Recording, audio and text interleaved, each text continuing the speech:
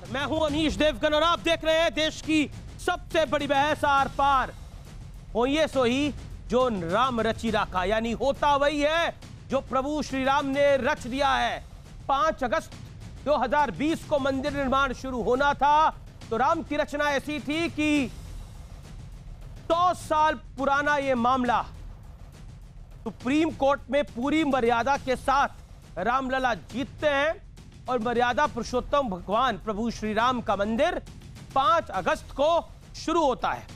5 अगस्त 2020 को भारत के इतिहास का नया अध्याय जुड़ जाएगा, क्योंकि 3 दशक पहले लाल कृष्ण आडवाणी, डॉक्टर मुरली मनोहर जोशी, उमा भारती, कल्याण सिंह समेत पूरे देश और दुनिया के तमाम राम भक्तों ने अयोध्या में भव्य राम मंदिर की जो साधना शुरू की थी, उसकी शुभ घड़ी आ चुकी है। 5 अगस्त 2020 को भूमि पूजन होगा और मंदिर आंदोलन के सारथी रहे मौजूदा प्रधानमंत्री नरेंद्र मोदी खुद भूमि पूजन में हिस्सा बनेंगे। पीएम बनने के बाद यह पहली बार होगा जब मोदी श्री राम जन्मभूमि जाएंगे और इसी दिन मंदिर का बुगुल भी फूंका जाएगा। और जरा याद कीजिए, पिछले साल यानी 2019 में इसी 5 अगस्त को कश्मीर से आर्टिकल 370 पैसे से उखाड़ फेंक दिया गया था। और इस बार 5 अगस्त को सावन के महीने की पूर्णिमा है, यानी यह बेहद पावन दिन माना जाता है।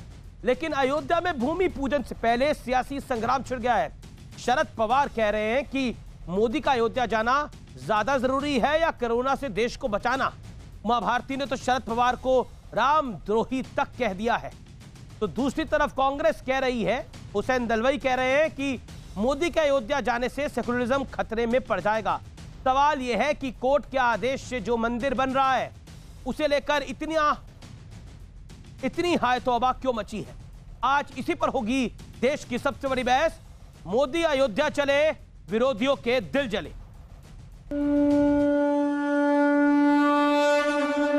मंगल भवन अमंगल हारी,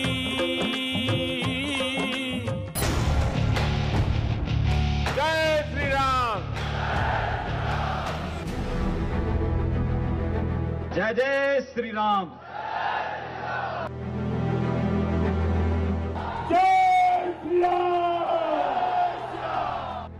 ये गजब का संयोग है कि 30 साल पहले राम मंदिर रथ यात्रा के सारथी रहे पीएम मोदी अब राम मंदिर का भूमि पूजन करने वाले हैं। 5 अगस्त की तारीख तय हो गई, लेकिन जिस दिन का इंतजार दुनिया का हर राम भक्त कर रहा था, जिस मंदिर के इंतजार में दशकों तक आंदोलन चला, जिस राम मंदिर के भूमि पूजन पर इतिहास बनने जा रहा है, क्योंकि भारत के इतिहास में पहली बार कोई प्रधानमंत्री राम जन्मभूमि जा रहा है, उसे लेकर देश में सियासी जंग छिड़ गई। शरद पवार पूछ रहे हैं कि क्या पीएम मोदी के अयोध्या जाने से कोरोना दूर हो जाएगा। काही लोकांना असं वाटत असेल की मंदिर बांधून कदाचित कोरोना जाईल आणि त्या भावनेने कदाचित त्यांनी हा कार्यक्रम घेतला असावा, मला माहिती नाही बरोबर म्हटले, पण आमच्या दृष्टीने आम्हाला कोरोना हे संकट महत्त्वाचं वाटतं। 2 घंटे के लिए प्रधानमंत्री वहाँ पहुँच जाएंगे, इतना ही हो रहा है ना बस। तो उसमें ऐसी कौन सी अर्थव्यवस्था बिगड़ जाएगी। 2 घंटे भगवान राम के नाम पे दे देंगे। मैं मानती हूँ कि शरद पवार का यह बयान रामद्रोही है। कांग्रेस को लग रहा है कि सेकुलरिज्म खतरे में आ जाएगा। सोमनाथ के मंदिर का उद्घाटन करने के लिए पंडित जवाहरलाल नेहरू जी गए नहीं थे, क्योंकि उनका कहना था कि मैं एक सेकुलर स्टेट का प्रमुख हूँ। लेकिन आजकल ये सब बातें बदल गई हैं। प्रधानमंत्री खुद तय करेंगे जाना कि नहीं जाना। मशहूर जिनके दम से है दुनिया में नामे हिंद, है राम के वजूद पे हिंदुस्तान को नाज। ये बात हम नहीं कह रहे हैं, ये बात जो है वो दशकों पहले अल्लामा इकबाल ने। इस बात को अगर कुछ लोग नहीं समझते, न समझने की कोशिश करते हैं। सूत्रों का दावा है कि भूमि पूजन कार्यक्रम के लिए महाराष्ट्र के मुख्यमंत्री उद्धव ठाकरे और बिहार के सीएम नीतीश कुमार को भी न्योता भेजा जाएगा। अयोध्या में जाने के लिए निमंत्रण की जरूरत नहीं पड़ती। राम मंदिर के निर्माण में जो बाधाएं थी, वो रास्ता साफ करने का काम शिवसेना ने किया है। प्रधानमंत्री इस देश की छवि को, इस देश के सेक्युलरिज्म को नुकसान पहुंचा रहे हैं सिर्फ अपना राजनीतिक फायदा उठाने के लिए। सूत्रों का यह भी दावा है कि अयोध्या में भूमि पूजन के लिए आरएसएस प्रमुख मोहन भागवत, लाल कृष्ण आडवाणी, मुरली मनोहर जोशी, उमा भारती, विनय कटियार, साध्वी ऋतंभरा समेत करीब 50 वीआईपीज को भी न्योता भेजा जा रहा है। लेकिन आज सबसे बड़ा सवाल यह है कि आखिर अयोध्या में पीएम मोदी के भूमि पूजन से देश का सेकुलरिज्म खतरे में कैसे पड़ जाएगा। इसी पर होगी सबसे बड़ी बहस। मोदी अयोध्या चले, विरोधियों के दिल जले। और अब विश्लेषण राम नाम पर सेकुलर ज्ञान का विश्लेषण, सेकुलर चाल का विश्लेषण। बड़ा सेकुलर ज्ञान दिया जा रहा है कि मोदी के अयोध्या दौरे पर कांग्रेस को फिर सेकुलरिज्म याद आया। यह पुराना राग है कि राम मंदिर अगर बनेगा तो सेकुलरिज्म ताक पे चला जाएगा। मैं बढ़ता हूं आगे।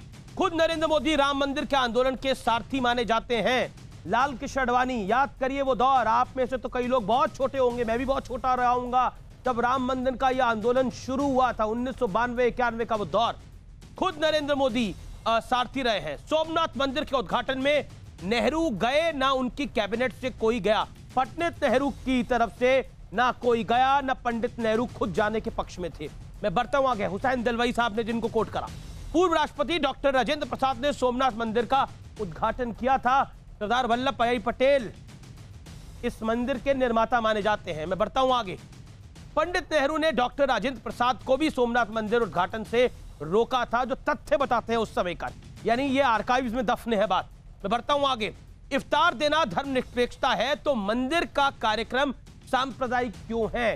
प्रधानमंत्री निवास पे इफ्तार होता था, रूलिंग पार्टी की पार्टी दफ्तरों में इफ्तार होता था, मुख्यमंत्रियों के घरों पे इफ्तार होता था। अगर वो सेकुलरिज्म की दुहाई था तो राम मंदिर जो ईस्ट है हिंदुस्तान के, उनका मंदिर अगर बनता है तो देश का प्रधानमंत्री जाएगा तो वो सेकुलरिज्म के साथ खिलवाड़ हो जाएगा। सोचिए, आज मैं बड़े सारे फैक्ट्स को इकट्ठा करके लेके आया हूं। देश में सेकुलरिज्म को कब तक सिलेक्टिव चश्मे से देखा जाता रहेगा? मैं यहीं से इस डिबेट को ओपन करता हूं और मेरे साथ कई मेहमान हैं इस चर्चा में। मेरे साथ डॉक्टर संबित पात्रा, भारतीय जनता पार्टी के प्रवक्ता जुड़ रहे हैं। मेरे साथ हुसैन दिलवाई हैं, member of parliament Congress party के। मेरे साथ स्वामी दीपांकर हैं, उनका अभिनंदन है।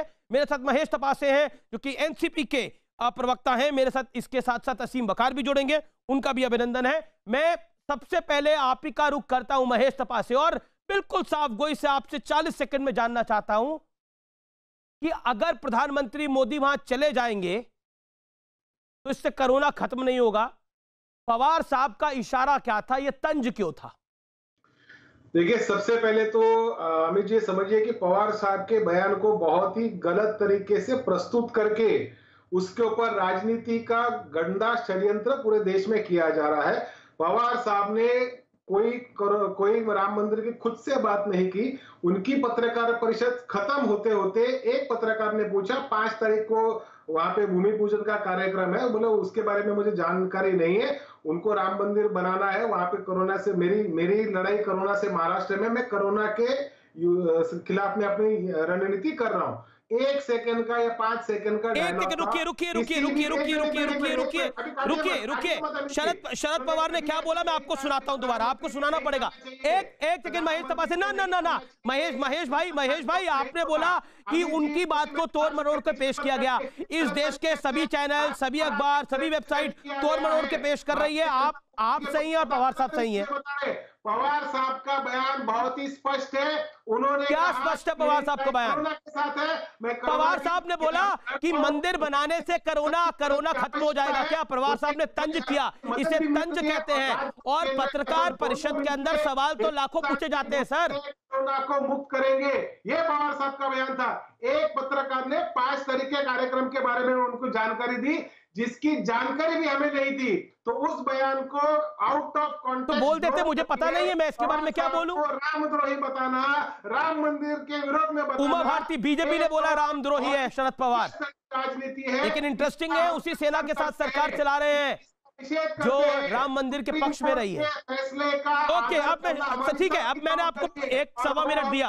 आपके ऑडियो में भी दिक्कत आ रही है महेश तपा से, आप उस ऑडियो को भी रेक्टिफाई करिए क्योंकि आप स्काइप के थ्रू हैं, हम इसको ठीक भी करते हैं। संबित पात्रा, राम द्रोही हो गए शरद पवार, उमा भारती की बयान से वो कह रहे हैं कि उनके बयान को तोड़ मरोड़ के पेश कर दिया गया और अब आप अपना खेल खेल रहे हैं, बीजेपी अपना खेल खेल रही है। देखिए अमीश भाई, पहले तो मैं श्री राम को याद करूंगा और उसके बाद राजनीति के विषय में चर्चा करेंगे। श्री रामचंद्र कृपालु भज मन हरण भव भय दारुणम नव कंज लोचन कंज मुख कर कंज पद गंजारुणम कंदर्प अगणित अमित छवि नव नील नीरद सुंदरम पटपीठ मानहु तड़ित रुचि सुचि नौमि जनक सुतावरम भज दीन बंधु दिनेश दानव दैत्य वंश निकंदनम। बंधुगण, मैं इतना कहना चाहता हूं, देखिए ये आज का दिन बड़ा पावन दिन है। 5 तारीख को प्रधानमंत्री नरेंद्र मोदी अयोध्या जाएंगे। 500 वर्षों से जिसके लिए प्रत्येक भारतीय अपेक्षा कर रहा था, प्रत्येक भारतीय रुका हुआ था, वह काम पूर्ण होगा, वह काम आरंभ होगा।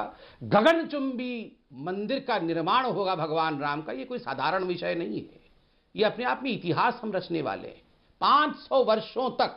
और अभी जो मैंने मंत्र आपको कहा, मैंने क्या कहा? मैंने कहा भव भय हरणम। देखिए हम इनसे डरते नहीं हैं। ये जो तथाकथित सेक्युलरिस्ट लोग मेरे बगल में बैठे, मैं इनका सम्मान करता हूं, चाहे वो हुसैन दलवाई हो, चाहे वो शरद पवार हो, हम इनका सम्मान करते हैं। मगर याद रखिए, ये नया भारत है, ये डरता नहीं है, क्योंकि हमारे पास राम है। भव भय हरणम। और अंत का जो लाइन था, वो लाइन क्या था? दानव दैत्य वंश निकंदनम। अरे दानव दैत्य वंश, उसको समाप्त करने वाले भगवान राम थे। ये तो हमारे भाई हैं, ये तो हमारे मनुष्य भाई हैं, ये तो सेक्युलरिस्ट भाई हैं, ये तो लिबरलिस्ट भाई हैं, ये तो तथाकथित स्यूडो लिबरल्स हैं, ये तो इस्लामिस्ट, इस्लाम नहीं कह रहा हूं, इस्लामिस्ट हैं, ये तो खान मार्केट गैंग वाले हैं, ये तो वो लुटियंस जोन वाले हैं। राम जी इनका भी ठीक करेंगे, इनके ऊपर भी कृपा करेंगे, इनसे हम घबराते नहीं हैं। आपने मेरे सवाल संबित, आप क्योंकि रामचरितमानस की चौपाई पढ़ रहे थे तो मैंने आपको नहीं टोका और पढ़नी भी चाहिए। मैं आपसे यह जानना चाहता हूं, रामद्रोही क्यों है शरद पवार? उमा भारती ने बयान क्यों दिया? इसका औचित्य क्या है? देखिए, मैं अभी एनसीपी के प्रवक्ता को सुन रहा था। अच्छे आदमी हैं, अच्छा बोलते भी हैं, मगर आज वो डिफेंड नहीं कर पा रहे हैं अपने नेता को। इन्होंने कहा कि देखिए, एक पत्रकार ने अंत में पूछ लिया कि प्रधानमंत्री जा रहे हैं, तो जानकारी नहीं थी अगर शरद पवार जी को, जैसा कि इन्होंने कहा। मैं भी प्रेस कॉन्फ्रेंस करता हूं, आप भी करते होंगे, यहां एनसीपी के जो प्रवक्ता बैठे, जानकारी नहीं होती है तो 2 टूक कहना होता है, मुझे जानकारी नहीं है, जानकारी लेकर बोलूंगा। जानकारी नहीं थी, मगर आपने कहा कि भगवान राम के मंदिर को वहां पर अगर शिलान्यास करने के लिए जाते हैं तो उससे कोरोना चला जाएगा क्या? ये क्या विषय था? ये तंज था। तंज किस पे तंज था? ये तंज भगवान राम के ऊपर था। ये तंज था कि भगवान राम क्या कर लेंगे? कोरोना के लिए हमें तो हॉस्पिटल बनाना पड़ेगा, कोरोना के लिए हमें तो वेंटिलेटर की आवश्यकता है। भगवान राम क्या कर लेंगे? एक सेकंड, मैं आदर पूर्वक यहां जितने भी लोग बैठे हैं उनको कहना चाहूंगा, देखिए ये आस्था का विषय है। मैं कल को, शरद पवार जी 2000 वर्ष की उनकी जीवन हो, वो 2000 वर्ष तक जिए, मगर जिस दिन मैं जाऊंगा अमीश भाई संसार छोड़ के, जिस दिन आप जाएंगे ये संसार छोड़ के, चाहे कोरोना के कारण हो या किसी भी कारण से, एक बात याद रखिएगा, राम नाम सत्य है। इसी धुन के साथ जाते हैं। आस्था अलग होता है, मेडिकल ट्रीटमेंट अलग होती है, दोनों को मिला करके राम पे तंज कसना राम द्रोही नहीं तो क्या? ठीक है। महेश तपासे ने भी आपको आराम से सुना, आप भी आराम से सुनिएगा। महेश तपासे, क्योंकि आप बोल रहे थे, मैं बयान कोट कर देता हूं पवार साहब का। हमें यह फैसला करना होगा क्या जरूरी है। शरद पवार साहब कह रहे हैं कोरोना को खत्म करने के लिए सरकार को काम करना चाहिए। कुछ लोग सोचते हैं राम मंदिर बनाने से कोरोना खत्म हो जाएगा। फिलहाल सरकार लॉकडाउन से अर्थव्यवस्था को हुए नुकसान पर ध्यान दे। उनका क्लियर कहना था ये राम मंदिर पर ध्यान ना दे, बाकी सब चीजों पर ध्यान दे। आप कह रहे उन्हें पता नहीं था। शरद पवार साहब मजे हुए खिलाड़ी हैं। मैं मौजूदा परिस्थिति में शरद पवार को बहुत बड़ा पॉलिटिकल प्रोधा मानता हूं, बहुत बड़ा पॉलिटिकल पंडित मानता हूं। वो सिर्फ एनसीपी के नेता नहीं है, इस देश में विपक्ष के छत्रप हैं, जो उन्होंने महाराष्ट्र में कर दिखाया। और आप कह रहे हैं कि वो एक पत्रकार के सवाल पे उलझ गए। शरद पवार तो अच्छे को उलझा दें, कोई पत्रकार ये बात नहीं कहता। मैं आपको बोलूं, अगर मैं भी कल को शरद पवार साहब का इंटरव्यू करूंगा तो वो मुझे भी उलझाने की शक्ति रखते हैं, क्योंकि उनका कद उतना बड़ा है और वी ऑल रिस्पेक्ट पवार साहब। लेकिन आप कह रहे हैं उन्हें पता नहीं था? बिना पता हुए पवार साहब इतनी बड़ी बात बोलेंगे? अमित जी और संबित जी, दोनों को मैं कहूँ ना, उस पत्रकार ने ये नहीं पूछा कि देश के प्रधानमंत्री जा रहे हैं। अभी तक प्रधानमंत्री जी का दौरा नियोजित भी नहीं हुआ, तो उस समय की बात है कि उन्होंने किसी प्रकार से प्रधानमंत्री जाने वाले हैं ये सवाल ही पवार साहब को पूछा नहीं।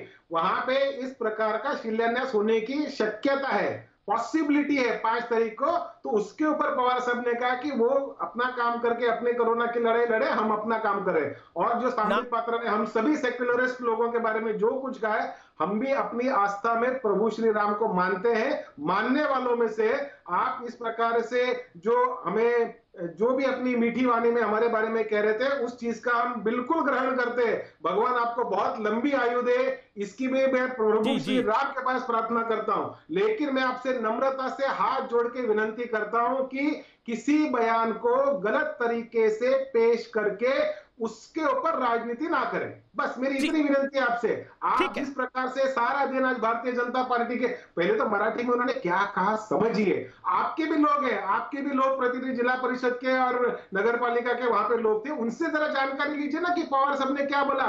उस पत्रकार को पूछिए कि क्या उसने ऐसा पूछा कि देश के पवार साहब को पता नहीं था, सवाल क्या था, इसलिए जवाब उन्होंने ये दे दिया। जाने वाले हैं, ठीक है। नहीं, महेश से आप कह रहे हैं कि ओके, संबित 30 सेकंड, देन मैं हुसैन दलवाई साहब के पास चलता हूं, मेंबर ऑफ पार्लियामेंट कांग्रेस।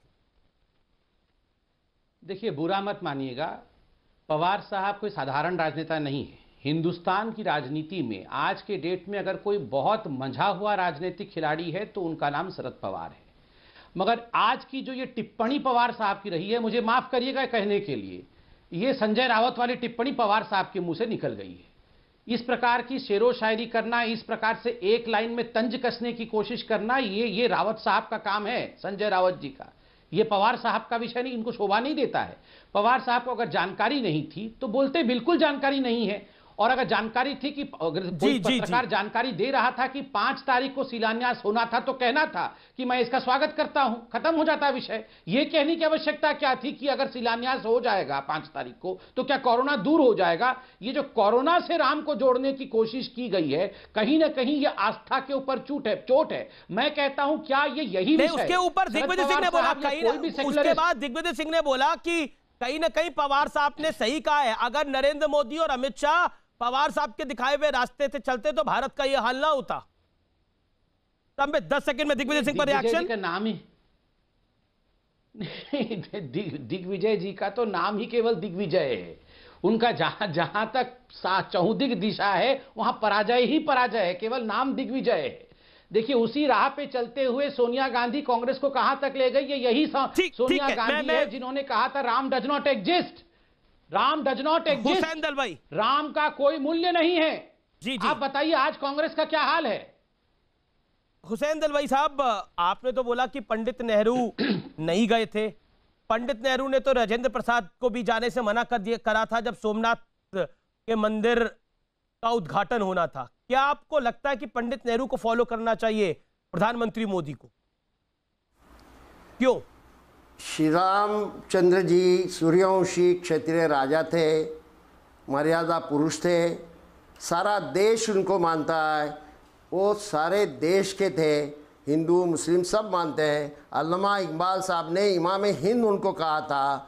और ये बात ध्यान में रखिए कि सुप्रीम कोर्ट ने ये विवाद ख़त्म किया है, अभी इसके ऊपर विवाद नहीं। अभी मंदिर बनेगा, मंदिर बनने में कोई दिक्कत नहीं, किसका विरोध नहीं।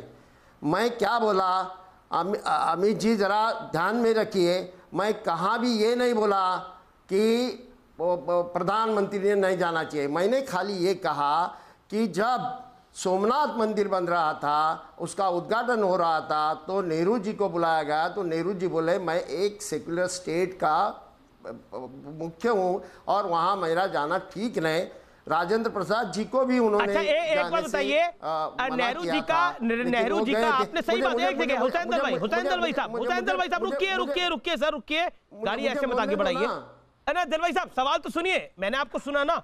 आपने बोला कि नेहरू जी का ये कहना था कि सेकुलर स्टेट है, इसलिए मेरा सोमनाथ मंदिर का उद्घाटन करने पर जाना ठीक नहीं है। लेकिन एक बात बताइए, जब इफ्तार की पार्टी करते थे तब सेकुलर स्टेट नहीं था भारत? ये देखिए, मैं कहां भी इन्होंने प्रधानमंत्री ने नहीं जाना ऐसा नहीं बोला। ना हुसैन साहब, मैं तो आप ही के सवाल से अपना सवाल निकाल रहा हूं। आपने बोला कि सेकुलर स्टेट है तो मंदिर निर्माण के बाद उस मंदिर के उद्घाटन पे नहीं जाना चाहिए, मंदिर निर्माण के उद्घाटन पे नहीं जाना चाहिए। लेकिन क्या ऐसा नहीं मैं कहा, वही तो बात है। नहीं, आप मुझे बताइए, मैं तो आपसे सवाल पूछ रहा हूं। पंडित नेहरू जो इफ्तार पार्टी करते थे वो सेकुलरिज्म था? बताइए ना। सुनिए जरा, मैंने ये कहा, ये जो तमाम मुख्यमंत्रियों के घरों पर इफ्तार होती थी वो सेकुलरिज्म था? राम मंदिर की जिस दिन नींव रखी जाएगी उस पर प्रधानमंत्री चले जाए तो सेकुलरिज्म खतरे में आ जाएगा। लेकिन दशकों तक इस देश के अंदर इफ्तार होती रहनी चाहिए, कोई नहीं उसको रोकता। लेकिन तब सेकुलरिज्म खतरे में नहीं आता। ये सेकुलरिज्म का चश्मा चढ़ाना बंद करिए, देश बर्बाद हो जाएगा इस चक्कर में एक दिन। सेकुलरिज्म दोनों तरफ का रखिए ना। हाँ, श्री राम के मंदिर पर प्रधानमंत्री जाए तो सवाल किस बात का? बिल्कुल गलत बात कर रहे हैं, बिल्कुल गलत बात आप कर रहे हैं। सेकुलरिज्म से ही ये देश रहेगा, ध्यान में रखिए। मैं ये बिल्कुल नहीं कहा कि उन्होंने नहीं जाना चाहिए, बिल्कुल नहीं कहा। तो दलवाई साहब, सेकुलरिज्म ये होगा, पंडित नेहरू सोमनाथ के मंदिर नहीं गए थे लेकिन पंडित नेहरू इफ्तार पार्टी करते थे, वो सेकुलरिज्म है? हाँ। क्या वो सेकुलरिज्म में देश में चलेगा कि सोमनाथ के मंदिर के निर्माण में तो नहीं जाएंगे लेकिन इफ्तार देंगे, वो सेकुलरिज्म होगा? भाई साहब, वो अपीसमेंट क्यों नहीं है फिर? भाई साहब, मैंने हुसैन साहब एक तरफ की बात क्यों? बोलने दो ना, मैं तो बोलने दे रहा हूं आपको सर। मेरा पॉइंट ये है कि मैं बोलूं कि नहीं बोलूं? आप बोलिए आप। मैं बोलूं कि नहीं बोलूं? बोलिए सर। जरा मुझे मेरा क्या कहना है जरा सुनिए। मैं ये कहता नहीं, मैं तो राम को मानने वाला हूं। राम इस देश के सारे लोग मानते हैं, राम पूरी दुनिया मानती है राम को। तो ये सवाल ही पैदा नहीं होता जानबूझ के। और राम राज्य की बात तो महात्मा गांधी ने की, जिनका इन लोगों ने खून किया। उन्होंने राम राज्य की बात की। वो राम राज्य ये मंदिर बनने के बाद आने वाला है क्या, ये भी सवाल मैं उठाता हूं। ये ध्यान में रखिए। ऐसा भव भय हरण, और सबका भय भव हरण होना चाहिए। भव भय हरण सबका होना चाहिए, किसको भी भय इस देश में नहीं रहना चाहिए। जो गुजरात हुआ, दिल्ली हुआ, आपका ये लिंचिंग, घर वापसी, ये सब बंद होगा क्या, ये सवाल है। ये राम मंदिर में कैसे सब पूछा गया? दिल्ली हुआ, दिल्ली के दंगे राम मंदिर के साथ ये होगा क्या? ये लोगों को आश्वासित करते हैं क्या कि इसके बाद इस देश में इस तरह का फसाद होगा नहीं, सब साथ में रहेंगे। राम राज्य सही माने में जो गांधी जी के दिमाग में था, वो राम राज्य पैदा होगा। वो राम राज्य तैयार, नया राम राज्य, राम मंदिर के निर्माण को आपने सब दंगों के साथ जोड़ दिया देश भर की। जवाब संबित पात्रा बीजेपी प्रवक्ता जवाब। बड़ा ही आश्चर्य का ये तो शरद पवार जी से और 4 कदम आगे चले गए। शरद पवार जी राम मंदिर को कोरोना से जोड़ रहे थे, ये कह रहे हैं बताओ राम मंदिर बन जाएगा तो क्या गुजरात के दंगे जो हुए थे वैसे दंगे भविष्य में नहीं होंगे? राम मंदिर बन जाएगा तो क्या लिंचिंग बंद हो जाएगा? राम मंदिर बन जाएगा तो दिल्ली में जो दंगे हुए थे वो दंगे नहीं हुए थे। किसने किए थे दंगे? किसने किए थे? नहीं हुसैन, सुनिए ध्यान से सुनिए, हुसैन दलवाई साहब, दंगे किसने किए थे? ये दिल्ली में शाहीन बाग में बैठ के कितने आपके बीच में ये टीवी पे दंगे करना बंद किया जाए। एक सेकंड दलवाई साहब, टीवी पे कम से कम हम दंगे ना करें, आराम से एक दूसरे को सुन ले। मैं आपका सम्मान करता हूं, आप भी मेरा सम्मान करें और सुने मेरे उत्तर को। आपने कहा राम मंदिर बनने से क्या लिंचिंग बंद हो जाएगा, दिल्ली में दंगे और गुजरात के दंगे बंद हो जाएंगे? मैं आपसे पूछता हूं किसने कराए थे दिल्ली के दंगे? ये जो दंगे हुए थे दिल्ली के अंदर किसने मारा था? अंकित जो पुलिस और आईबी डिपार्टमेंट का इंस्पेक्टर था, किसने मारा था उसे? कौन लोग थे जिन्होंने दंगे को भड़काया था?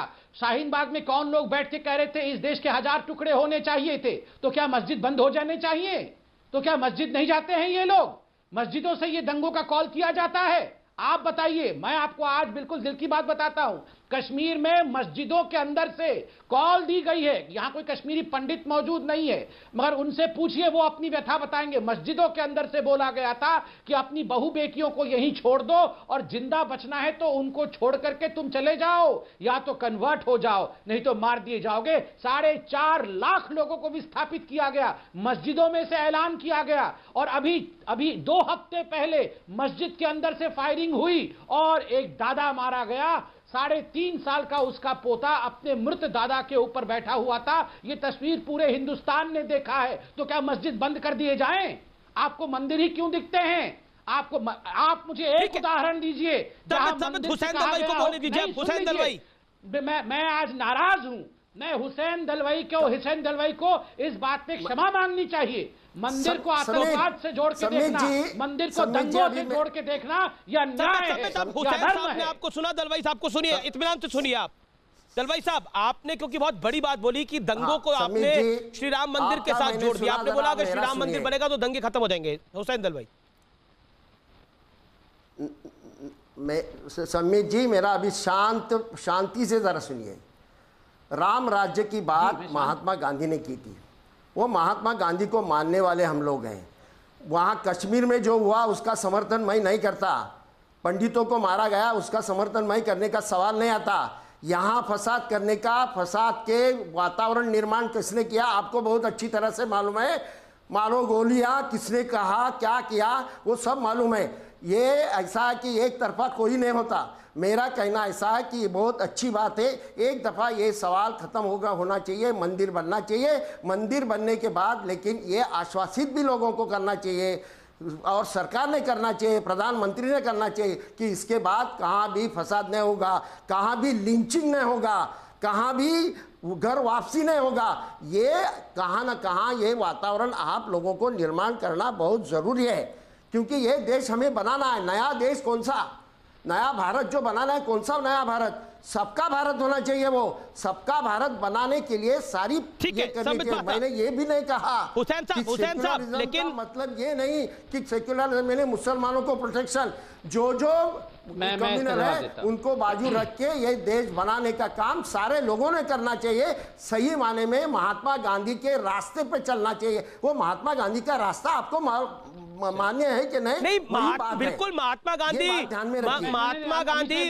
गांधी तो कहते थे रघुपति राघव राजा राम, नहीं ना, महात्मा गांधी का रास्ता तो हे राम का रास्ता है। लेकिन ये पंडित नेहरू के, आपने तो महात्मा गांधी का नाम भी नहीं लिया था हुसैन दलवाई अपनी स्टेटमेंट में। लिया था आपने, मैंने सुना नहीं, हो सकता मुझसे मिस हो गया हो। एक सेकंड संबित, महात्मा गांधी का नाम लिया था, पंडित नेहरू का नाम लिया था आपने? We all respect first Prime Minister of India. Pandit Nehru का उस वक्त लिया था, लेकिन महात्मा गांधी की बात कैसे बीच में आई? मैं तो महात्मा गांधी का शिष्य हूं। महात्मा गांधी की कैसे बीच में आई? तो मैंने आपको याद दिलाया, मैंने आपको बताया। I am quoting. आप मेंबर ऑफ पार्लियामेंट है, आपको पता होगा अपनी बात को ऑथेंटिकेट करना क्या होता है सदन के अंदर, क्योंकि मैंने सदन को कवर कराया। लेकिन सर रुक जाइए, सवाल सुन लीजिए। Hussain Dalwai, I am quoting what is written in the history and people of India should read it. People of India should read it. Iftar parties were introduced in body political of India. In the Nehruvian era, Jawaharlal Nehru as the Prime Minister used to host a party each year at the Congress Party office, Jantar Mantar Road. When Lal Bahadur Shastri became the Prime Minister of India, the practice fell into disuse through. Jawaharlal Nehru ने इस प्रथा के पितामह माने जाते हैं। ये इस किताब में लिखा हुआ है, इस इतिहास में लिखा हुआ है। हर साल पार्टी दफ्तर में इफ्तार पार्टी देते थे। नेहरू के बाद लाल बहादुर शास्त्री के वक्त ये प्रथा वैसी नहीं रही। अब मैं जानना चाहता हूं तमाम मुख्यमंत्री, भाई साहब, दिवाली की भी पार्टी देते थे, दिवाली की भी पार्टी देते थे, दिवाली की भी पार्टी देते थे, ध्यान में रखिए। तब सेक्युलरिज्म दांव पे नहीं लगा था। संबित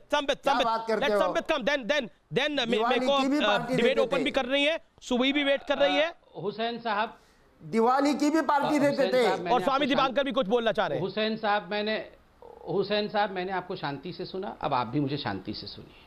देखिए हुसैन साहब, आपने कहा आप सब, खास करके कांग्रेसी जो है, क्योंकि आपको कांग्रेस रिप्रेजेंट कर रहे हैं आप तो यहाँ पर, आप सब राम राज्य पे विश्वास करते हैं। देखिए आज मैं बिल्कुल नो होल्ड बार्ड्स, मतलब आज मैं बिल्कुल मिन्स नहीं करूंगा अपने शब्दों को, यथास्थिति रखने वाला हूं। आप लोग राम राज्य पे विश्वास नहीं करते हैं, क्षमा करिएगा, आप लोग रोम राज्य पे विश्वास करते हैं, रोम राज्य पे, क्योंकि आपकी अध्यक्षा के होते हुए सुप्रीम कोर्ट में एफिडेविट दिया गया कि राम काल्पनिक है, राम का कोई वास्तविकता नहीं है, एक काल्पनिक परिस्थिति थी, एक इतिहास का मात्र, इसमें कोई तिल नहीं है सच्चाई का, ये केवल और केवल एक कल्पना का विषय है। राम डज नॉट एग्जिस्ट, ये एफिडेविट आप लोगों ने दिया था। आप आज कहते हैं कि हमें गांधी जी के पथ पे चलना पड़ेगा, रघुपति राघव राजा राम। नेहरू क्या करते थे? नेहरू ने स्पष्टता के साथ कहा, by education I am an European, by culture and tradition I am a Muslim, accidentally by birth I am a Hindu.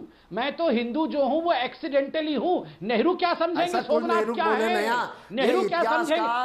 एक सेकंड सुनिए दलवाई साहब, मैं शांति से सुना था, मुझे कंप्लीट करने दिया जाए। आप डिस्कवरी ऑफ इंडिया पढ़िए, मुझे कंप्लीट करने दिया जाए। डिस्कवरी ऑफ इंडिया पढ़िए, हुसैन दलवाई कह रहे हैं आप थोड़ा पढ़ाई लिखाई करिए। डिस्कवरी ऑफ इंडिया पढ़िए, ये बोला है हुसैन दलवाई ने। पहले ये राहुल गांधी को डिस्कवर करे, उसके बाद डिस्कवरी ऑफ इंडिया में पढ़ूंगा, मगर मुझे पहले कंप्लीट करने दिया जाए। एक सेकंड रुक जाइए, एक सेकंड रुक जाइए। बिल्कुल गलत भगवान है करते रहते हैं ये, नहीं ये भगवान है, भगवान के विरुद्ध में बोल दिया मैंने, नेहरू जी के विरुद्ध में बोल के। अरे सुन, अरे दलवाई साहब सुनिए एक बात बिल्कुल कान खोल के सुन लीजिए, और मैं सबके लिए कह रहा हूं ये बात।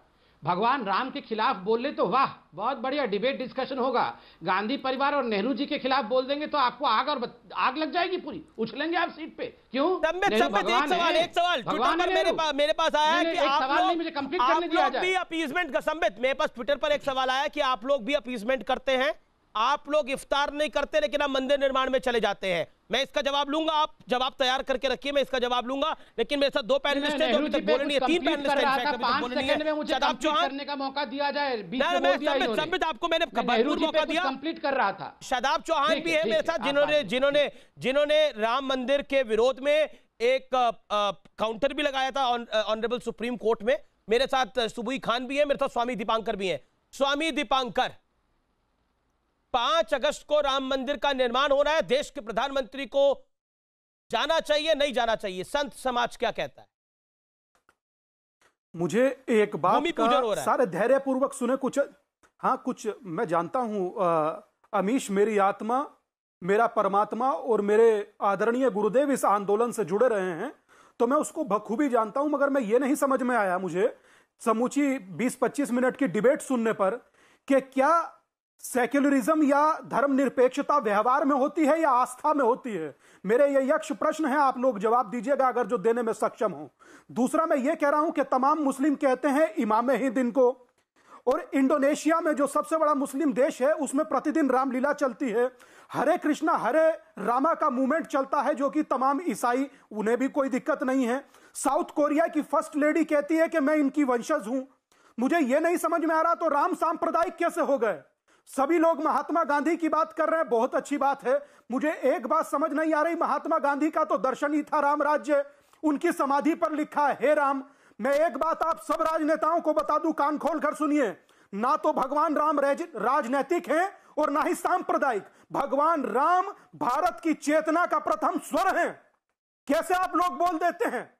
और रही बात के वहां पर वो जाएं या ना जाएं, कि मैंने पहले भी कहा कि जो आस्था होती है वो निजी होती है, सेक्युलरिज्म व्यवहारिक होता है, तो उसमें क्या दिक्कत है? उस आंदोलन से जुड़े रहे हैं देश के प्रधानमंत्री, तो आप लोग कुछ भी कहते हैं, कुछ भी समझते हैं, मुझे समझ से बाहर है। मगर देश के 120 करोड़ लोगों की आस्था पर आपको कुठाराघात करने का अधिकार किसने दिया?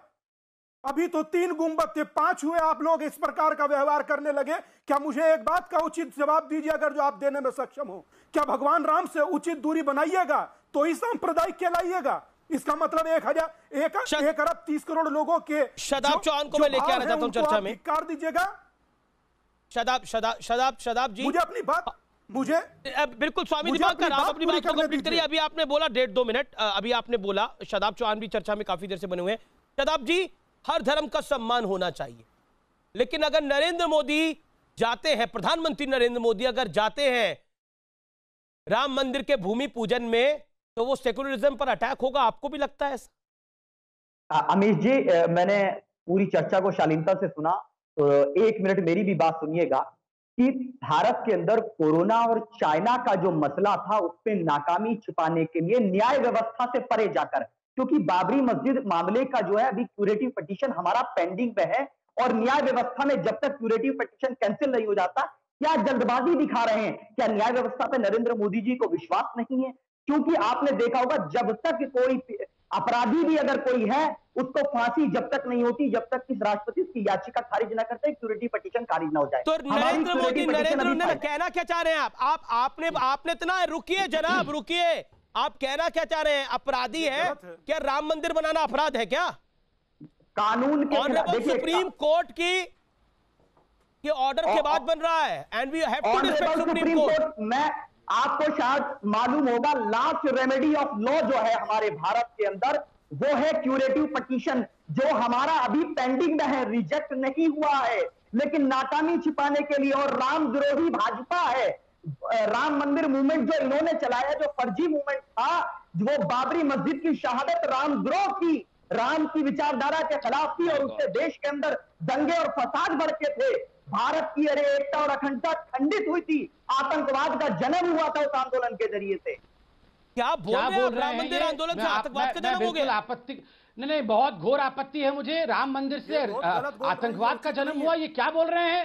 राम मंदिर से नहीं, राम मंदिर आंदोलन चलाने के नाम पर जो गुंडागर्दी की गई, तो राम मंदिर आंदोलन से आतंकवाद जन्म लिया। आपकी आपत्ति है, लेकिन एक सेकंड, स्वामी दीपांकर कुछ कहना चाह रहे हैं, मैं आपके पास आ रहा हूं। स्वामी दीपांकर रिस्पॉन्ड।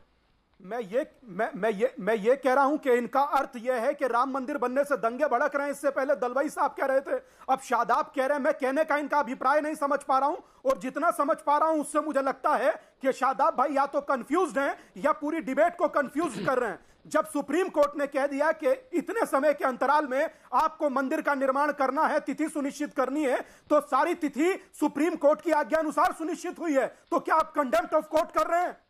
मैं जवाब 30 सेकंड दिया आपको। उसी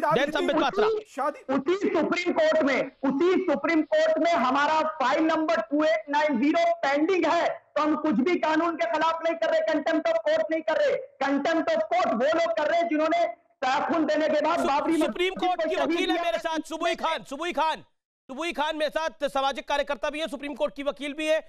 ये सुबुई खान, ये कौन सा नया ज्ञान बांट रहे हैं शादाब चौहान?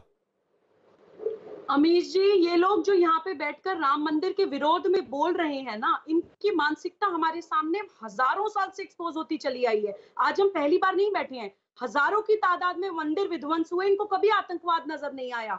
श्री राम के अस्तित्व पे ये लोग हमेशा उंगली उठाते रहे, हमेशा बोलते रहे कि श्री राम एग्जिस्ट ही नहीं करते थे। आज बोल रहे हैं कि हमें श्री राम की विचारधारा से कोई परेशानी नहीं है। कोर्ट में इन लोगों ने दशकों तक श्री राम के विरोध में केस लड़ाए, टीवी चैनलों पे रोज बैठ के श्री राम के खिलाफ आपत्तिजनक अल्फाजों का इन्होंने इस्तेमाल कराया। इनको कभी सेक्युलरिज्म या धार्मिक भावनाएं या देश के लोगों की फीलिंग्स हर्ट होती हुई दिखाई नहीं गई। इनफैक्ट सुप्रीम कोर्ट के जज जिसकी दुहाई दे रहे हैं, अभी सुप्रीम कोर्ट का जजमेंट आने के बाद भी ये लोग नहीं माने थे। इनके सीने पे सांप लौट गया था राम मंदिर निर्माण के फेवर में जजमेंट आने पे। एक्चुअली ये जो भूमि पूजन हो रहा है ना, अब अमीश जी, ये सिर्फ भूमि पूजन नहीं है, ये एक नए भारत का आह्वान है। ये सारी भारत विरोधी मानसिकताओं के सीने पर हमारी भारतीय संस्कृति का परचम लहरा रहा है। इनके जितने भी एजेंडा हैं वो विफल होते इन्हें नजर आ रहे हैं। मैं हुसैन दलवाई जी की एक बात का जवाब देना चाहती हूँ, मुझे कुछ सेकंड और दीजिएगा। इन्होंने बोला क्या राम मंदिर निर्माण होने से दंगे होने बंद हो जाएंगे, देश में बंटवारे बंद हो जाएंगे? जी हाँ, बिल्कुल बंद हो जाएंगे। मैं एज अ मुस्लिम मानती हूँ, जब मैं श्री राम की जीवनी पढ़ती हूँ तो मैं अपने कर्तव्य पालन का एहसास करती हूँ। मैं ये समझती हूँ कि मेरे प्रॉफिट रियासत मदीना की बात इसलिए करते थे क्योंकि वहां पैदा हुए थे। मैं भारत में पैदा हुई हूँ तो मेरा कर्तव्य पालन है कि मैं रियासत अयोध्या की बात करूं। अगर श्री राम की जीवनी दलित पढ़ते हैं तो इनकी दलित पॉलिटिक्स फेल हो जाती है। श्री राम को नाव सरयू नदी पार कराने वाले नाविक खेवट, श्री राम बेर खा रहे हैं शबरी के हाथ के। श्री राम की सेना, भालू, रीछ, जितने भी समाज के वंचित शोषित लोग होते थे, आदिवासी वनवासी, इनकी माइनॉरिटी पॉलिटिक्स, इनकी दलित पॉलिटिक्स, देश तोड़ने के सारे एजेंडा फेल हो जाते हैं राम मंदिर निर्माण से। ये शदाब ठीक है, शदाब यहाँ पर एक पॉइंट रखा गया कि श्री राम मंदिर के निर्माण से क्या सारे दंगे बंद हो जाएंगे? ऐसा होता है क्या? वेटिकन सिटी बनी, क्या समाज में सब बुराइयां बंद हो गई? क्या अमेरिका में अभी हाल फिलहाल में ब्लैक और व्हाइट्स के दंगे नहीं हुए? हम ऐसी बात करते हैं, ये मक्का मदीना बना जिसका हम सब सम्मान करते हैं। आप मुझे बताइए, क्या ईरान और इराक की समस्या नहीं खड़ी हुई? कैसी बात करते हैं? क्या इराक के अंदर समस्या नहीं खड़ी हुई? क्या ISIS नहीं खड़ी हुई? ऐसा कभी होता है क्या? अमित जी पहले तो क्या लॉजिक है? और आपने बड़ी गलत बात बोली कि वो श्री राम मंदिर की श्री राम का मंदिर का जब आंदोलन चला तो आतंकवाद खड़ा हो गया। अमित जी मेरी बात 1984 में इंदिरा गांधी की हत्या हुई थी, तब भी आतंकवाद था वो। 1984 भूल जाते हैं आप लोग। पढ़ लिख के आया करिए, बिना पढ़े लिखे बताया करिए, कुछ भी बोलने मत आया करिए। अमित जी सुनिए मेरी बात, अमित जी मेरी बात सुन लीजिए। मैं श्री राम का संबित जी से ज्यादा सम्मान करता हूं क्योंकि मैं क्षत्रिय का बेटा हूं और पंडित कभी क्षत्रिय का उतना सम्मान नहीं कर सकता। श्री राम और हमारा जो संबंध है वो संबित पात्रा से गहरा संबंध मेरा श्री राम से है, लेकिन श्री राम के नाम पर गुंडागर्दी न हमने की है, न श्री राम के नाम पर गुंडागर्दी की। संबित पात्रा आपत्ति ये उचित नहीं। मैं अभी एक एक्सपेरिमेंट करने वाला हूं। आप मुझे एक सेकंड, बहुत महत्वपूर्ण बात करने वाला हूं मैं आपके न्यूज़ 18 चैनल पे। अभी आपको याद होगा आपके न्यूज़ 18 चैनल पे एक बार मैंने मंत्रोच्चारण किया था, तो शादाब, यही शादाब जो आज बोल रहे हैं राम का बड़ा वो सम्मान करते हैं, उन्होंने अपना माइक्रोफोन उतार दिया। मैं आपके चैनल से रिक्वेस्ट हाँ शादाब चौहान जी ने, मैं एक बार रिक्वेस्ट करूंगा कि मेरे को और शादाब को आप अगल बगल दिखाएं और मैं अभी मंत्रोच्चारण करूंगा और आज शादाब जी को सुनना पड़ेगा राम जी का ये मंत्रोच्चारण। सुनिए आप, क्योंकि पिछली बार आपने ये माइक्रोफोन उतार के फेंक दिए थे। देखते हैं कितनी गंगा जमुनी तहजीब है, ये देखा जाएगा। अभी टेस्टिंग होगा। मैं मंत्र पढ़ूंगा, आपको सुनना पड़ेगा। रघुनंद आनंद कंद कौशल चंद दशरथ नंदनम सिर मुकुट कुंडल तिलक चारु उदारु अंग विभूषणम अजानुभुज सर चापधर संग्राम जित खर दूषणम इति वदति तुलसीदास शंकर शेष मुनि मनरंजनम मम हृदय कुंज निवासी कुरु कामादि खलदल गंजनम। सुना या निकाल दिया? आज अमीश भाई मैं देख नहीं पाया। संबित जी अगर आज ये जो लोग हैं ना, मेरे पूर्वज आज सुना ना मंत्र, क्षत्रिय श्री राम की बात जो आपने कही उस पे मान लेती है क्षत्रिय। बहुत बढ़िया, आज आप क्षत्रिय बन गए हैं, मैं यही चाहता था। बहुत बढ़िया है। आपने उस दिन अपने कानों से ये माइक्रोफोन निकाल के फेंक दिया था क्योंकि मैंने मंत्रोच्चारण किया था। आज आपने वो मंत्रोच्चारण सुना है। मैं सभी को कहना चाहता हूं, सत्य को लेकर कभी भी एपोलोजेटिक मत होना। मैं अपने हिंदू भाइयों को करबद्ध निवेदन करता हूं, सत्य को लेकर कभी भी एपोलोजेटिक नहीं होना। हिंदू का ना कभी आतंकवादी था, हिंदू का आंदोलन ना कभी कोई आतंकवाद का आंदोलन था। हिंदुओं के आंदोलनों से कभी भी आतंकवाद ने जन्म नहीं लिया है। ऐसे कभी भी इन विषयों पे एपोलोजेटिक नहीं होना है, बिल्कुल एपोलोजेटिक नहीं होना है। हमेशा दृढ़ता के साथ खड़ा होना है। किसी भी धर्म के लिए नहीं बोला। सीधा आपने बोला हिंदुत्व भारत में आतंकवाद फैलाने की फैक्ट्री है। नहीं, आपने बहुत गलत बात बोली। ऐसा किसी के लिए नहीं आप बोल सकते। ठेस पहुंच सकती है लोगों को, जैसे आपको ठेस पहुंच सकती है अगर आपके बारे में कुछ बोला जाए। किसी के धर्म के बारे में गलत नहीं बोलना चाहिए। मजहब नहीं सिखाता आपस में बैर करना, ये तो हमें पता है, लेकिन ये भी समझना चाहिए कि मजहब नहीं सिखाता किसी और के मजहब का अपमान करना। हिंदुत्व आतंकवाद की फैक्ट्री है, ये बोलेंगे आप? माफी मांगे अपने बयान पर। मैं सबका सम्मान करता हूं। तो सबका सम्मान करते हो तो वापस लीजिए अपने शब्दों को और बोलिए मैं माफी मांगता हूं। तो मैंने बोला हिंदुत्व आतंकवाद की फैक्ट्री है। हिंदुत्व का विरोधी हूं और रहूंगा, क्योंकि चला रहा है। मैं राम का विरोधी नहीं हूं। राम के नाम पे आप रहिए विरोधी, कुछ नहीं होता है आपकी विरोधी रहने से। अभी तो आप ये आप कहना गलत है ना, राम के नाम पर आतंक मचाने वाले। आपका राम के नाम पर आतंक मचाने वाले। Mind your language Shadab Chauhan.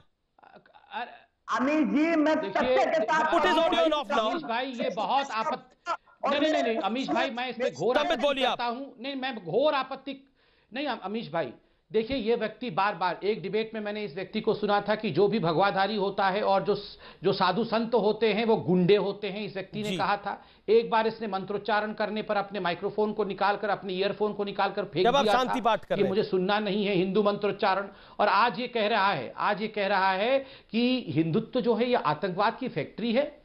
अरे इस जैसे दोगलो लोगों से हम नहीं डरते हैं, हम कानून के रास्ते चलने वाले लोग हैं। और हिंदू धर्म के खिलाफ आप लोगों ने जो प्रोपेगेंडा किया हुआ था ना, मैं कहता हूं कि नया भारत है, गर्व से कहो। नहीं, एक बात सुन लीजिए, आज का प्रत्येक व्यक्ति हिंदू धर्म का जो हिंदुस्तान में है, इस नए भारत में कहता है गर्व से कहो मैं हिंदू हूं, मैं गर्व से कहता हूं मैं हिंदू हूं, मैं बिल्कुल अपॉलोजेटिक नहीं हूं, मैंने किसी का अमंगल नहीं सोचा है। सर्वे भवन्ति सुखिनः सर्वे सन्तु निरामया, सब लोग सुखी हो, सबके ऊपर प्रभु की कृपा रहे। ये हमेशा मेरा निवेदन है ये जो ने गाया है, ये मैं क्यों घबराऊं? मेरा निवेदन है, ये शो हिंदू मुस्लिम नहीं है, ये पॉलिटिक्स जो राम मंदिर के ऊपर हो रही है, प्रधानमंत्री की यात्रा पे हो रही है, उस विषय पर यह शो है। तो कृपया करके उस टॉपिक पर आए। शादाब चौहान उसको डिरेल करने की कोशिश ना करें। ओके, स्वामी दीपांकर। मैं 2-4 मुख्य बातें कहना चाहता हूं। परम आदरणीय स्वर्गीय राजीव गांधी जी ने जब ताला खुलवाया था, तब वो सेक्युलरिज्म था प्रथम। कुछ संत ऐसे भी हैं, आपको यकीन नहीं हो तो आप अयोध्या में जाएं और उनसे मिलिएगा, तो वो बता रहे थे, उन्होंने ही हमसे ये बात कही थी, मैं तो अनुज हूं उनका, उन्होंने ही ये बात कही थी कि अगर मैं, राजीव जी ने कहा था, मैं पुनः सरकार में आया तो मंदिर भी बनवा दूंगा। तो क्या ये कोई समस्या वाली बात? हुसैन दलवाई को लेके दिखाइए। मैं 2-3 महत्वपूर्ण बात जी एक सेकेंड मैं दीपांकर जी, मैं बिल्कुल आपकी बताऊंगा। हुसैन दलवाई, मैं ब्रेक के बाद आपके पास आ रहा हूं, आप जरूर रिएक्शन दीजिएगा। और महेश तपा से भी इंतजार कर रहे हैं, मैं उनके पास भी आ रहा हूं। मैं दोबारा बोल रहा हूं, ये बहस पॉलिटिक्स के ऊपर है, इसको कृपया करके हिंदू बनाम मुसलमान बनाने की कोई कोशिश ना करें। शादाब चौहान, आपने गलत शब्दों का इस्तेमाल किया, मैं उसकी निंदा भी करता हूं और आपने गलत भी बोला। देख रहे हैं आप आर पार, लेकिन 2 बड़ी खबरें हैं। पहले आपको बताते हैं, जैसे हमारा वादा था कि हम राम मंदिर का लेटेस्ट मॉडल आपको दिखाएंगे, जरूर देखिए ये मॉडल। पहली बार किसी चैनल पर ये मॉडल आपके सामने है। ऐसा दिखेगा श्री राम प्रभु का मंदिर, जिसमें 5 गुंबद होंगे। आप देख सकते हैं वो 5 दिखाई दे रहे हैं। भव्य राम मंदिर की तस्वीर देखिए, पहली बार श्री राम मंदिर के आप दर्शन कर रहे हैं। हालांकि ये अब जल्द रियलिटी होगा, 5 अगस्त को भूमि पूजन होगा और उसके बाद मंदिर निर्माण का कार्य शुरू हो जाएगा। लेकिन इस बहस के बीच में एक बड़ी घटना हुई है। वो बड़ी घटना यह है कि नगमा मोरारजी, जो कि कांग्रेस पार्टी की नेता हैं, उनकी लोकसभा टिकट पर चुनाव लड़ चुकी हैं, उन्होंने संबित पात्रा के लिए एक ट्वीट किया है। और वो ट्वीट क्या है मैं आपको पढ़ के बता देता हूं। मैं एग्जैक्टली कोट कर रहा हूं what Nagma wrote on her Twitter. Nagma Morarji ने लिखा कि न्यूज 18 की डिबेट में Sambit Patra nautanki puts of moon tika, half moon tika on Ramji's debate on corona. He should be putting a corona symbol on a corona debate. Too much Hindutva drama, corona पर कोई जवाब नहीं, तो नाकामी छुपाने के लिए राम जी का मूर्त निकलवा के मोदी जी एससी का निर्णय है, सब मानते हैं। ये एग्जैक्टली उन्होंने लिखा है, कोरोना की नाकामी को छुपाने के लिए। संबित पात्रा,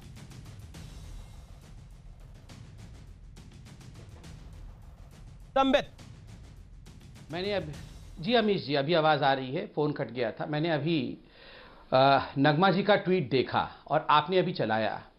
मैं आपको बता दूं पहले कि मैं टीका क्यों लगाया हुआ हूं। मैंने टीका इसलिए लगाया हुआ हूं कि आपके शो से ठीक पहले पुरी के गोवर्धन मठ के शंकराचार्य परम पूजनीय निश्चलानंद सरस्वती जी के साथ हमारा वर्चुअल मीटिंग था। वो मेरे गुरु हैं, परम पूज्य गुरु हैं, और उनके सामने हमेशा मैं टीका और तिलक लगा के जाता हूं। श्रावण मास भी चल रहा है। कांग्रेस की आज मनस्थिति ये हो गई है, मेरे टीका को कोरोना सिंबल के साथ कंपेयर किया जा रहा है। क्या टीका लगाने का भी अधिकार नहीं है हिंदुओं को? क्या मैं एक टीका लगा नहीं सकता हूं? टीका लगाना पाप है? शादाब चौहान, नहीं, टीका नहीं, आप सबकी आवाज बंद करिए। ये बहुत ही दुखद विषय है। ये लोग गंगा जमुनी विषय पर बात करने वाले, ये हुसैन दलवाई, ये शादाब और ये नगमा, ये हिंदुओं के टीका के ऊपर मजाक करेंगे। वो कह रहे हैं कि आप राम श्री राम की डिबेट में आए हैं, इसीलिए टीका लगाकर आए हैं। आधे चंद्र का 1000 डिबेटों में आया हूं, टीका लगाता नहीं हूं। गुरुजी के साथ था, टीका लगाया हूं और 1000 बार टीका लगाऊंगा। जब मैंने ये ट्वीट देखा तो मैंने अपने भाई से कहा कि टीका ला के दो मुझे, मैं आज भरे डिबेट में सबके बीच में टीका लगाऊंगा, बहुत बड़ा सा टीका लगाऊंगा, तिलक लगाऊंगा, शिव जी का भस्म भी लगाऊंगा। रोकना है तो रोक के दिखा मुझे। और किसी भी हिंदू को इसके लिए टीका और भस्म लगाने के लिए, इनका एक प्रवक्ता गौरव बल्लभ है, इसने कहा था कि त्रिपुंड लगा करके, टीका लगा करके मोदी जी और बीजेपी वाले दूसरे धर्म वालों को डराते हैं, उनको डराते हैं, देश में डर का माहौल बनाते हैं। ध्यान से सुन लो, त्रिपुंड लगाना, टीका लगाना, इस विषय को लेकर राजनीति करने की आवश्यकता नहीं है। और स्वामी जी आपको वाकई वक्त दूंगा। बहन जैसी है। नहीं, एक सेकंड, मैं नगमा को बोल रहा हूं, नगमा जी आप मेरी बहन जैसी है, तुरंत इस ट्वीट को डाउन करिए और इस सैलाब को आप इस डिबेट से हटाइए। बदतमीज लोगों को जो टीका पे हंसते हैं, आज तक हम में से किसी ने नमाज पे हंसी उड़ाई है, मजाक उड़ाया है? ये बीच डिबेट में आके अपने रोजे को तोड़ते हैं। मैंने देखा है इस व्यक्ति ने बीच डिबेट में रोजा तोड़ा। हमने कभी उनके धार्मिक सेंसिटिविटी को हट किया? हमें करना भी नहीं चाहिए, नहीं किया है। इस बदतमीज व्यक्ति को हटाइए आप पहले इस टीवी डिबेट से, जो टीका को लेकर यहाँ घृणित बातें करता है। हटाइए इस व्यक्ति को तुरंत इस डिबेट से। और हुसैन दलवाई साहब के बारे में जा रहा हूं मैं इस व्यक्ति को, मैं आपको शराब नहीं बोल रहा हूं। नगमा, टेक डाउन योर ट्वीट। हम भस्म नहीं, देखिए तिलक को लेकर और त्रिपुंड को लेकर पब्लिक ट्वीट भी बड़े सारे कर रही है ट्विटर पर, आर पार को लेकर। ओके हुसैन दलवाई 10 सेकंड है सर मेरे पास। इतनी हिम्मत आप लोगों की? अमित जी, ये टीका के खिलाफ बोलना बिल्कुल गलत बात है। ओके गुड दलवाई साहब, टीका के खिलाफ बोलना बिल्कुल गलत है, लेकिन डिस्टॉर्ट मत किए। मैं कभी टीका के खिलाफ नहीं बोला। पाकिस्तान में और बांग्लादेश में मैंने मुस्लिम औरतों को भी टीका लगाते हुए देखा है। ये मेरा कहना इतना ही है कि बहुत अच्छी बात है। 5 अगस्त से मंदिर बनाने का काम चालू होगा।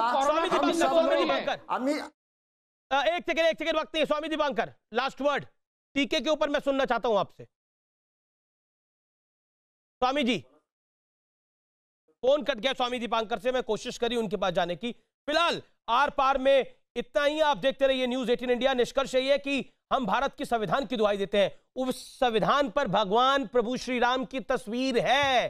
तो इस देश की चेतना में, इस देश के संविधान में भगवान राम की अगर तस्वीर है, तो आप कैसे प्रधानमंत्री को बोलेंगे कि आप उधर जाएंगे तो सेकुलरिज्म खंडित हो जाएगा? नमस्कार।